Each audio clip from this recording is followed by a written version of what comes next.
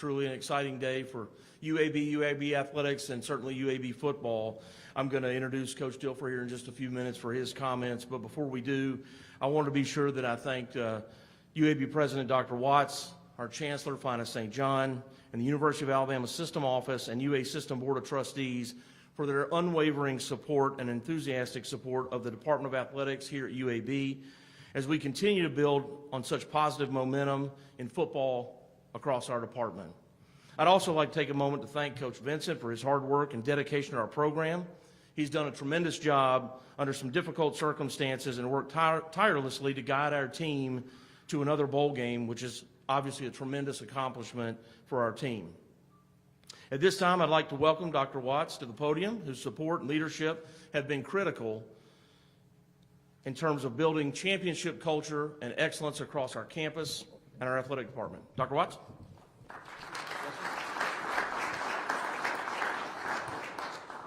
Well, thank you, Mark, and congratulations to you and your athletics team for your tireless work to conduct a thorough and deliberate search. You and your team's commitment to excellence makes the Blazer family proud. This is indeed an exciting day for UAB football and UAB athletics, but also an exciting day for the entire UAB community. Students, faculty, staff, alumni, fans, our community supporters, as well as for the city of Birmingham.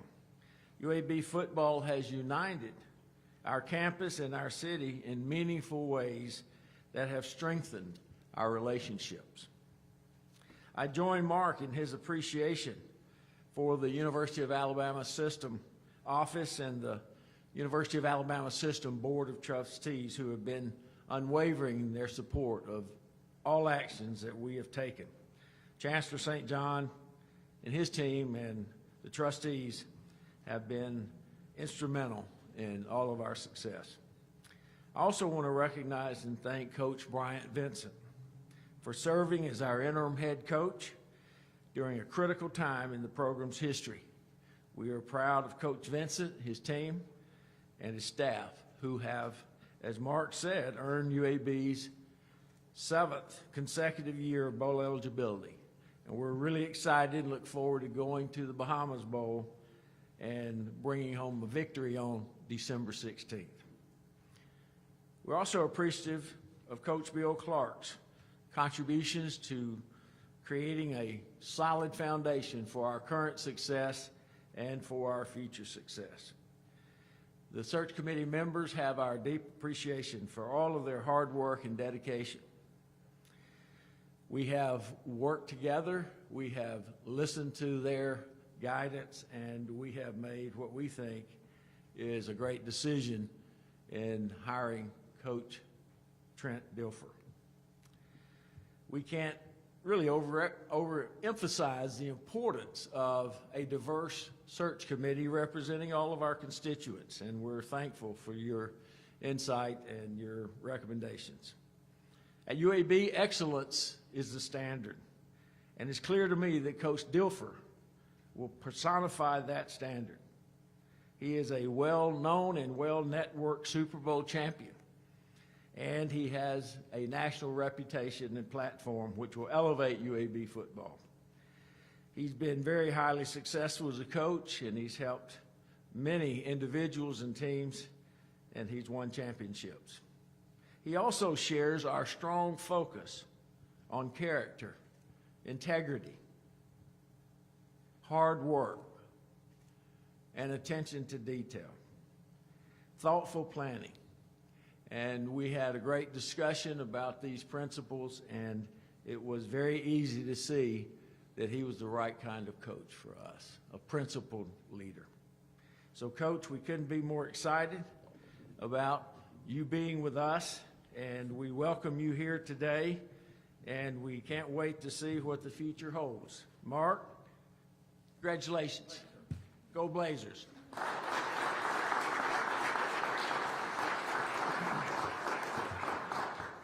Thank you, Dr. Watts. You know, in addition to Dr. Watts and Chancellor St. John and our Board of Trustees, I'd also like to thank our search committee members, Dr. Brian Burnett, Dr. Frank Messina, Katricia Lewis-Verrett, Bryant Carter, Dan Carlson, Brad Hardikoff, Ted Feely, and Matt Wilt.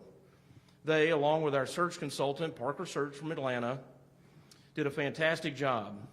I can assure you, and you know this, I'm not ever the smartest person in the room, not ever. And I'm just really fortunate to have a great team of people, our entire staff that I can work with, that can assist me in this process, who did so from start to finish.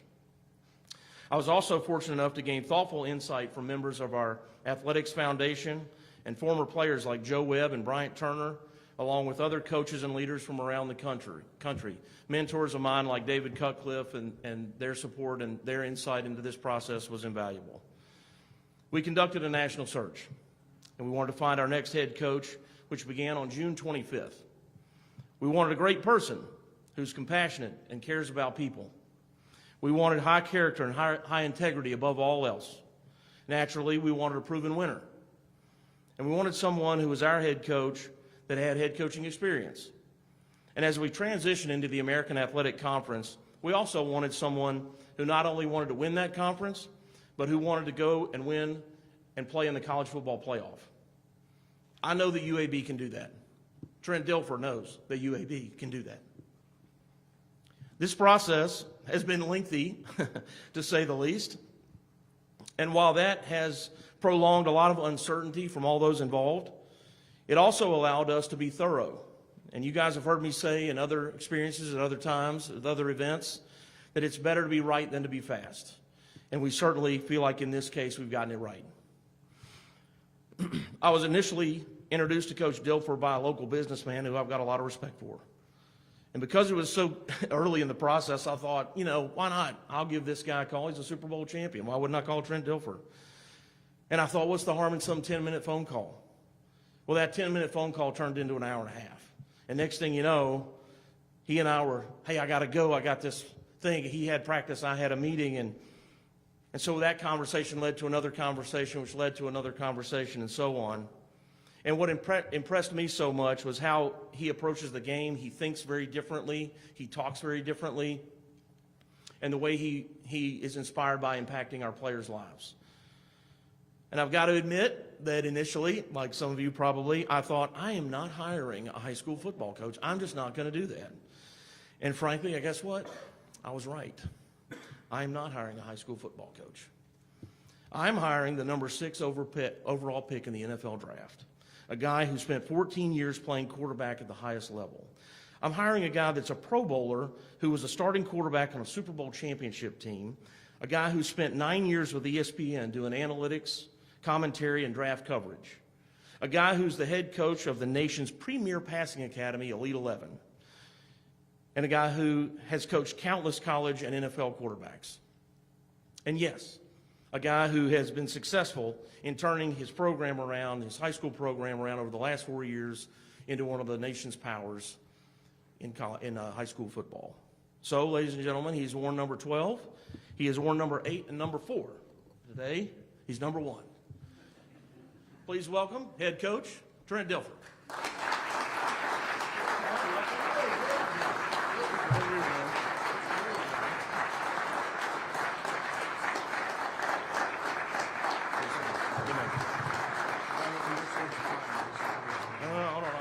You got the jersey, I got the water. There you go. Wow. Thank you so much. Thank you, Dr. Watts. Thank you, Mark. Thank you to the search committee, the Board of Trustees, so many people that are entrusting me with a very, very big thing. 8 weeks ago, my wife, my beautiful wife, Cassandra, who you all get to know, and I were sitting there watching our evening TV show after practice was over. And this conversation around going to the NFL or going to college football has kind of been a topic of conversation for years now. And I looked at her and I said, I think we're staying here. I think we found our thing. We're high school football coaches, and we're changing people's lives, and we feel great about doing it. And she looked at me and she said, that's true. She goes, but I want you to rethink that. She goes, you were made for something more, and you've done what you can do with where we're at. and I want you to stretch yourself and start listening. Well, shortly after that Mark and I connected, and this journey started. And I'm going to be honest with you, I wouldn't use the word scared. I was skeptical, because I am a high school football coach, and I'm not ashamed of that. But as I started going down this process, and my visionary instincts started taking over, and my incitement, enthusiasm started overwhelming me, I was like, oh my gosh, there's something big out there to do. I like big climbs. I wish I was a better athlete these days. I'd be a mountain climber, because I like looking up at the top of the peak and people saying there's no way you're getting up there, and I would say, let me show you. And that's what we're going to do here at UAB. Everybody can stand up and say, every coach who gets hired in this cycle is going to say the same things. They're going to have the same narratives. They're going to have the same promises. They're going to talk about these giant pie-in-the-sky things that they're going to do in their programs. And then what's going to happen is they're going to get with their teams, and they're going to be so consumed with trying to do what they promised to do that they're going to fail the people that they would do it with. And that's the player. The one thing you'll learn about me is I'm 100% player-centric. It is about the student-athlete. The more you invest in the student-athlete, the more you love the student-athlete, the more you cry with the student-athlete, the more you empathize with the student-athlete, the more you get dirty with the student-athlete and realize these are human beings going through a really tough stage of their life, and they need people to come around them and love them and support them and help them grow. Well, guess what? That starts happening, and the overflow of that becomes unbelievable performance in the things they're passionate about. See, I'm a contrarian. I told the team this a few minutes ago. I said, right now in football, many people say you have to make a choice. You have to be great at football, and you're going to sacrifice some other things. Or you can be great at development, and then you'll sacrifice wins and losses. I think they're wrong. I believe you can be elite in both. In fact, I think they mirror each other. I think the more you pour into a student athlete, the more you pour into a coach, the more you have professional standards for them off the field, the more that translates onto the field. And yes, we will have professional standards. I don't have a lot of rules. I have very high standards. We will leave places better than we found them. That's not just rooms, that's environments. When our student athletes leave a place, the place will leave better, because the energy, the enthusiasm, the effort that they'll exert when they're there. We will serve like you've never seen a group of people serve. Because when you learn to serve one another, you trust one another. When you learn to give and not take, you become closer. These are principles that the greatest coaches of all time have used. They've just been washed away through these narratives of winning overall. Please understand me, it's a hard journey. Like I said, it's a giant mountain. But I think the college football playoff is something we should talk about. But you talk about the college football playoff, we're talking about cleaning your locker and making your bed and going to class and participating in class and doing great homework. When you're asked to write an essay, write a great essay. By learning how to get up in front of a group of people and speak. By running every sprint 2 yards past the finish line. By running to the ball every single time it's snapped. By over-communicating. By when your buddy needs a ride, you jump out of bed and you go get him. When your teammate's hurting, you put your arm around him and say, buddy, what can I do for you? That gets us to the college football playoff. Recruiting is a huge part of it. We will learn to recruit at an elite level. I'd be lying to tell you if I knew how to recruit at an elite level. That would be crap. That would be a lie, right? Never done it. But we're about to get really good at it. I'll hire people that have been great at it in the past. But recruiting to me is a different narrative. Recruiting to me is connecting.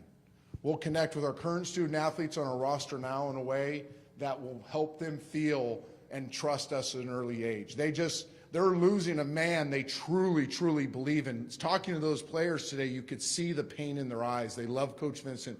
They love that staff. And I said, I want to honor that. I want to help them finish strong. But I also hope to earn their trust as we go through this together, because great things are coming. So we'll connect with our current roster and we'll recruit them. We'll recruit and connect with great people, the donor base, coaches, and then we'll get on the road and we'll connect at a deep level with the high school coaches in the Southeast. I've already had many of them reach out to me today, Coach Freeman, Coach Kelly, and others, and they're all, they want to give me the line. I said, Coach, I will get down there and we're going to connect and we're going to break bread, and I wanted to get to know everything about you and your program. The player aspect will come later. We're going to be authentic. We're going to be truth tellers in these young men's lives, and we're going to love them beyond the way they've been loved before by coaches. I probably should have written down notes because I can go. My wife's laughing because she's going, uh-oh, he's getting going here. I want to open up for some questions because we're going to go a lot of different directions. This promise I will make. I'll make very few promises, but this promise I will make. You will get the best of me. You'll get the best of a 42-year-old football life that's had some of the greatest people in the game influence them. None more than my dad, who's sitting right there, who started me on this football journey on the back of a blocking sled. But I've been shaped by some of the greatest football minds that have ever coached. And you will get the very best of me. I will be relentless in my work ethic. I will be passionate about what I do. I will love and serve this campus with everything that I have. My family will be completely invested, and you'll get the very best. The net of that, I believe, will be an era of UAB football that many couldn't possibly imagine. I said the same things when I took this little high school job in Middle Tennessee, and people thought I was crazy. Tomorrow, we're about to do something pretty special. I hope you follow it. It should be on TV. Once that thing's over, I'm yours, and you'll get the very best of me. Thank you very much. You do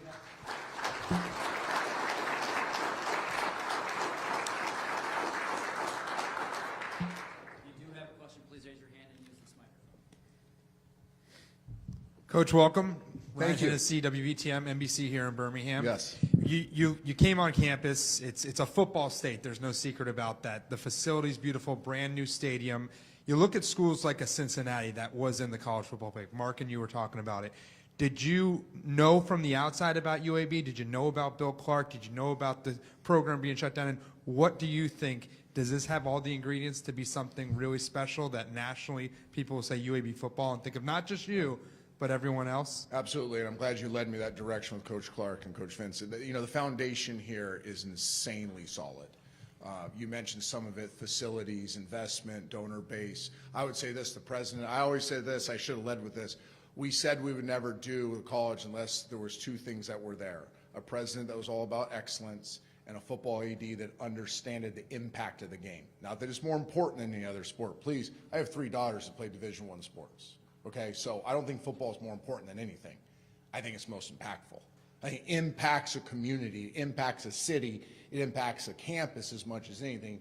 It's the front porch in many places. So I appreciate the two of them because they have the same core values that I have.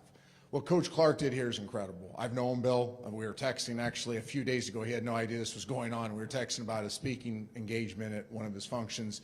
I had a friend who walked on here. He trusted me with a friend's friend that walked on here and played here for a little while.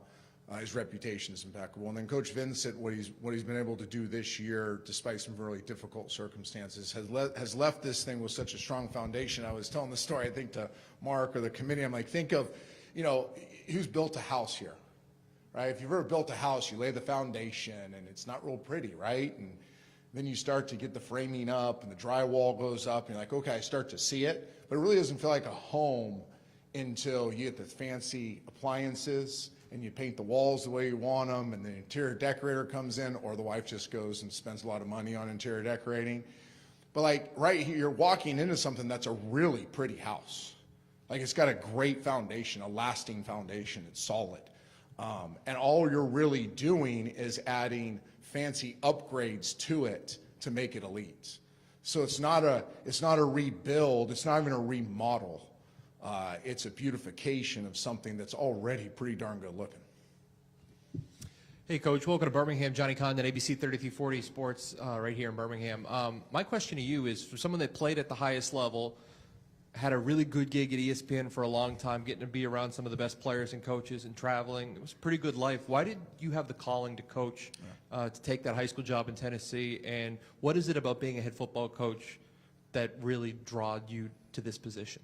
We're going to get along well because you guys are filling in the gaps of all the things I forgot to say in the opening statement. I played golf 218 times in 2018. There's retirement, and then there's how I was retired. I was still getting paid by ESPN, had kind of the golden parachute when I left. We'd moved to Austin, Texas. We basically chased our daughters around playing volleyball. And I was living the life, and I'd be lying to say it wasn't fun. It was a lot of fun. It wasn't fulfilling. And what we learned, and what I think my wife has seen in me, what my kids have seen in me, is I'm at my best when I'm climbing. I'm at my best when things are hard. I'm at my best when my back's against the wall. I'm at my best when things are chaotic. I'm at my best when people say I can't. And I wasn't at my best. I had gotten soft. In fact, I had become a hypocrite because I was not living the life that I had shared with so many young people around the country about what gets the best out of us. And I was called to this job in Nashville, and it was perfect because it made 0 sense. It made 0 sense to go take a place that had 38 kids, 6 lifted with a PVC pipe when I got there. The first lift when I got there, 6 of them were in the corner with a PVC pipe learning how to hang clean. So you had 32 guys that could lift a bar in the program. They were running out of bounds not to tackle the opponent in the first half. Our rival would give 400-plus yards rushing, and our kids were running out of bounds not to tackle a freshman running back. It gets better. 9 seniors didn't dress the year before on senior night, and none of them were hurt. So when I say it was a dust bowl, it was a dust bowl. It made no sense. I cried the first time I watched the film. I took the job. I didn't know what my salary was, and I had never watched the film. That's a calling. I cried when we watched the film because I looked at my offense coordinator, Trent, who now is at Vanderbilt, and I said, we're never getting a first down. Ever. We started recruiting the basketball team. We started having lunch with the teachers. We started meeting the moms. We started being honest with the people about what football is. My wife bought helmets for the entire team so they'd be safe and the moms would trust that football wasn't dangerous. And we just got dirty with their lives. We just became part of the community. The football was an overflow of it because then they trusted us. And what I learned, to answer your question, this is what we call a Dilfer answer, a story of an answer. What I learned in that was my marriage was better. I was a better father. I was more compassionate. My friendships got better. I was a better version of me when things were hard, and it's been brutally hard. And I hope you understand this is going to be really hard and it's going to be really uncomfortable. There's only 2 things that will sit behind my desk, all these 2 signs behind my desk. One is at the edge of uncomfortable is where you find greatness, and the other one will say do hard things. We do enough hard things, we're uncomfortable enough, and we do it the right way, and greatness will flow from that. And that's what I've seen happen at the program I'm at, and that's what I'll see happen here. Speaking on Clark's Foundation, one of the great traditions that UAB has started was honoring patients at Children's Harbor. I imagine this is a tradition you would embrace fully, considering the experience you've had. Yes, thank you again for leading me down another good direction. Yes, I'm just learning about this. Marcus told me about this. It excited me. For those of you who don't know, my wife and I lost a son when he was 5.5. I usually don't cry. I think I'm going to be okay. I cried a lot this morning with my team, so I think they might be gone. Trevin was our second. Our first, Madeline, is in the back with my grandson. Trevin was our second. He died, ironically, of a virus that attacked his heart. And then we have Tori and Delaney after him. So we've had to live through the pain of that tragedy. Please don't ever feel uncomfortable talking to me about it. It's actually therapeutic for me to talk about it. So you can ask me about my son. It's not gonna be weird. I enjoy this type of question, but yes, I think what happens when you go through this type of pain is you develop a capacity to love that you never knew you had. We all have a capacity to love our kids, right? Our immediate family. When you lose something like this, you develop a capacity to love people that are hurting as well. And we will love on those families, and we will definitely be an active part of that. You'll see this team, and I don't want to make a bunch of promises, but the first thing we'll do is we'll dive into service. These guys need to learn how to serve. They need to learn how to be givers instead of takers. Every young student athlete needs to learn that. I wish I would have learned it earlier. You learn how to be a giver instead of a taker, and all of a sudden magic happens within your organization. You talked a little bit earlier about the recruiting aspect Yeah. of it, that you haven't been through that, but how much advantage is it to be, I mean, you've been through it on the other side with your players, with, I have some of the best players in the country. Yeah, League 11 and that type of thing. How much do you think that's gonna help, moving forward? Massively. You'll hear me say this a lot. It's one of my hiring principles is I will hire people that have figured outness. Yes, I made up that word.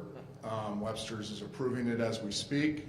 No, I honestly think I made it up on TV one night when I was tired at ESPN and people laughed, but it meant something. Like, I want people that can figure stuff out, okay? I consider myself somebody who can figure stuff out. I figured a lot out of the recruiting process through Elite 11. We would sit in the opening. Don't forget that I was the head coach of the opening as well, the 156 best players in the country that I would sit with every summer at Nike's world headquarters. So you sit at those tables, and my daughters have been there with me, my wife's been there with me, and you'd be hearing these stories of the recruitment, and I'd just be in awe. And then at the same time, I'm working ESPN, so I'm working with Coach Mack, and I'm working with all these college guys, and they're telling me recruiting stories. So I kind of got a glossary understanding of it.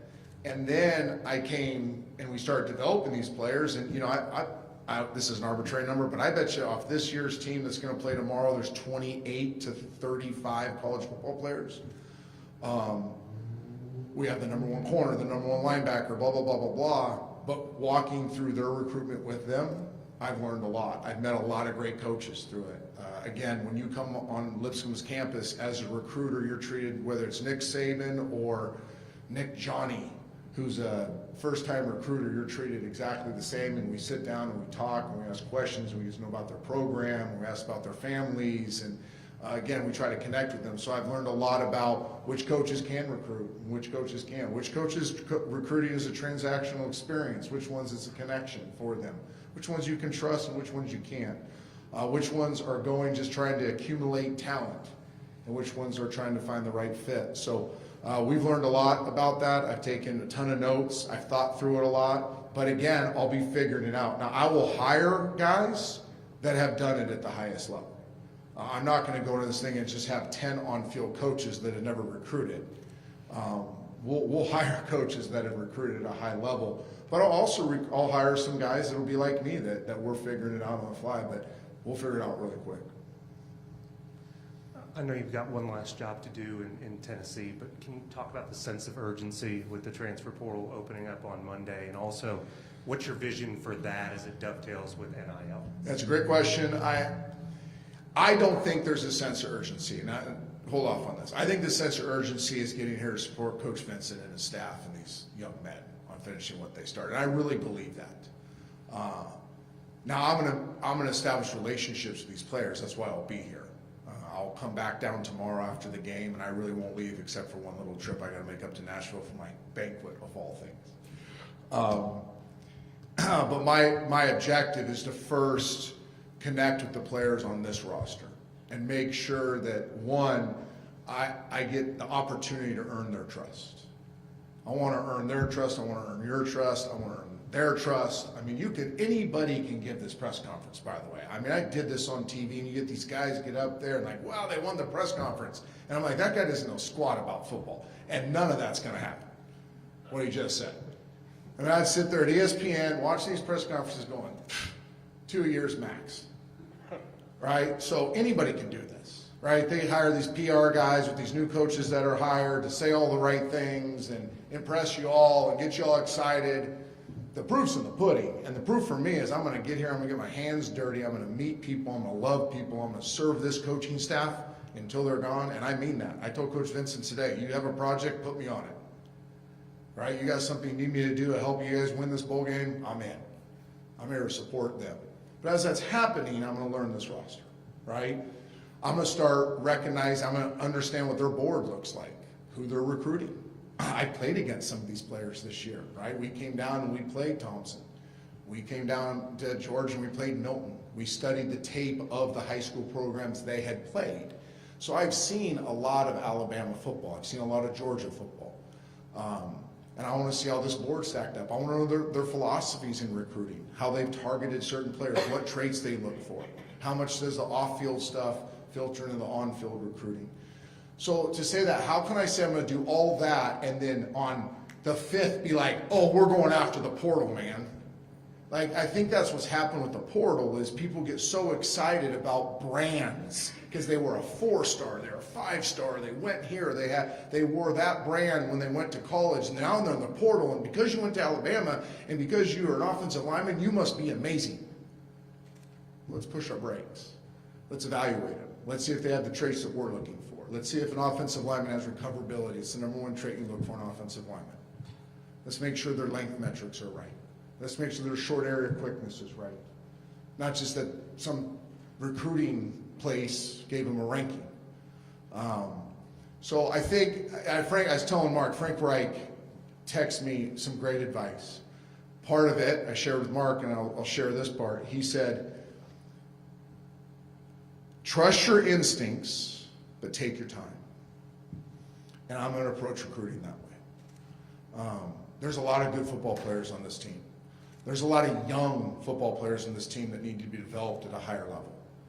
And we're going to do that. My priority is to get the most out of what's on this team, supplement it with high school recruiting because that becomes the foundation, and then fill in pieces through the portal.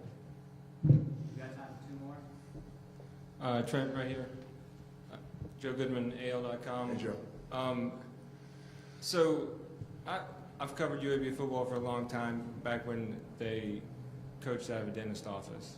And this is all extremely insane right now. Do you think this is crazy? Like, it seems crazy.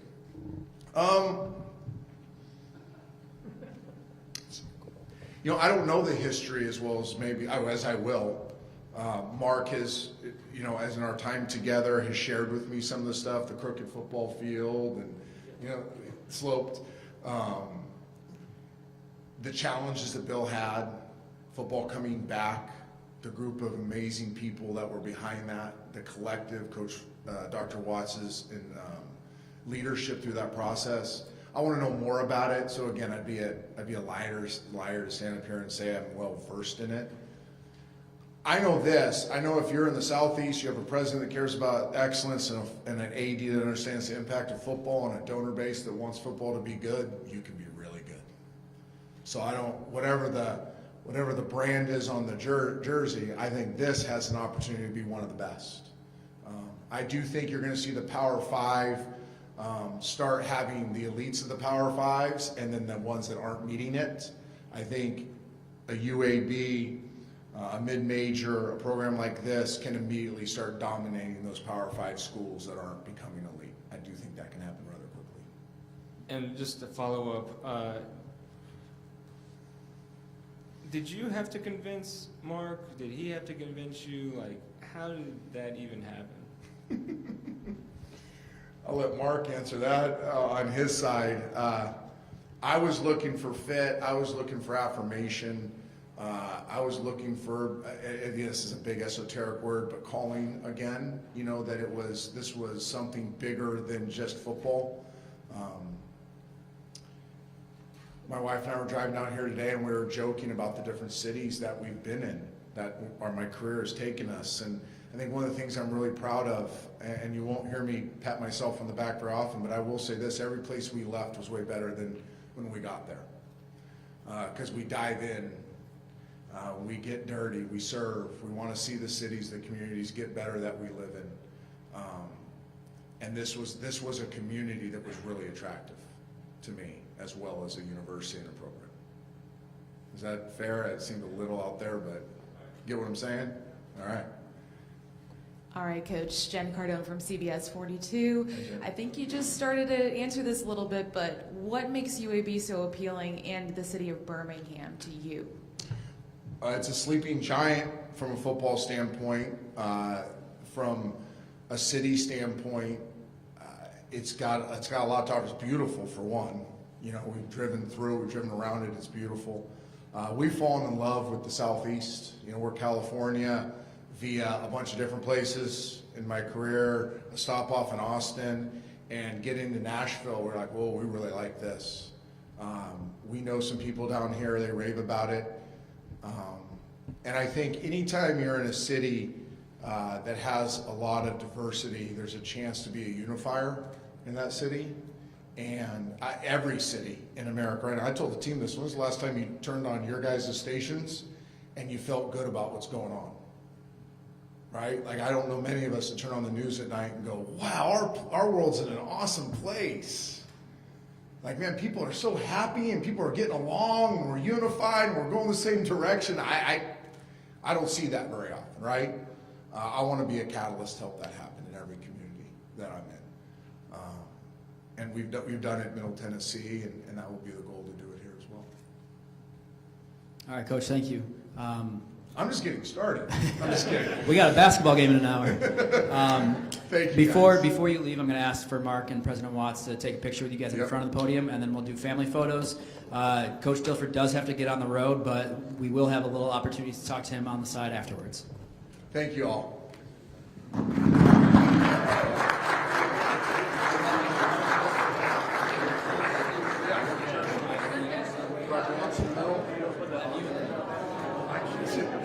The seams would be